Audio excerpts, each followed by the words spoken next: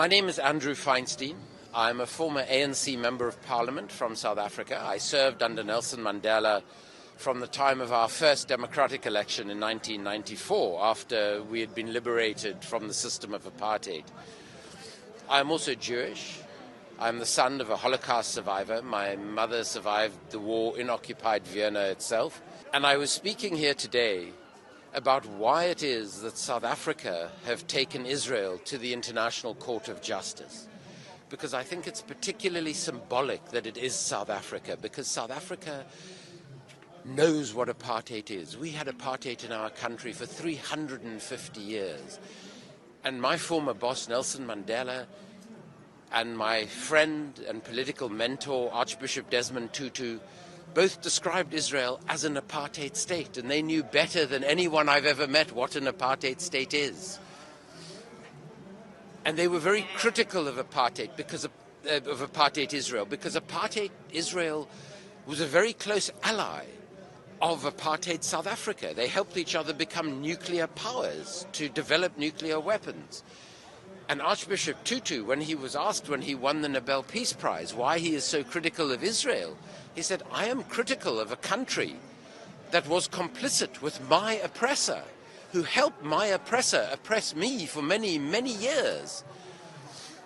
So I think it's incredibly important that South Africa has brought this case to the International Court of Justice, describing what is happening in Gaza as a genocide of the Palestinian people.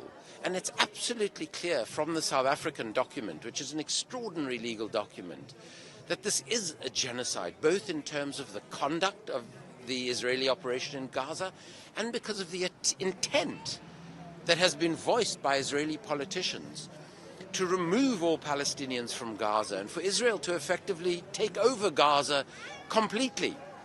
A population, in South Africa it was the black African population, in Israel, Palestine it is the Palestinian population, are not treated equally under the law. Even Palestinian citizens of Israel have lesser rights than Jewish citizens of Israel. So they're being discriminated against simply on the basis of their race, ethnicity, or religion. The second thing is that what apartheid South Africa did is they tried to break the black African population into what they called little homelands or Bantustans, little territories that were not connected to each other, in much the same way as Israel in its occupation of the occupied territories has inserted Israeli settlements and separated bits of Gaza, the West Bank, Hebron, Ramallah from each other, so that there is no possible two-state solution, is very similar to the apartheid system of Bantustans.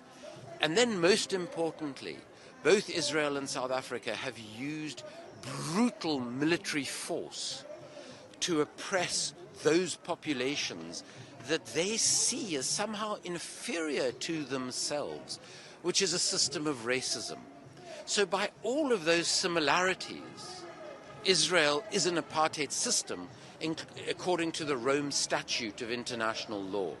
The most important difference, though, is that apartheid South Africa was very dependent on the black African community for its economy as a workforce, whereas Israel isn't very reliant on Palestinians for its economy.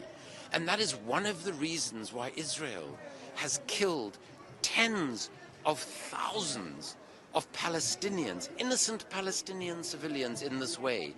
They don't want them, they don't need them. And that has made Israeli apartheid far more brutal than anything we saw or experienced in South Africa.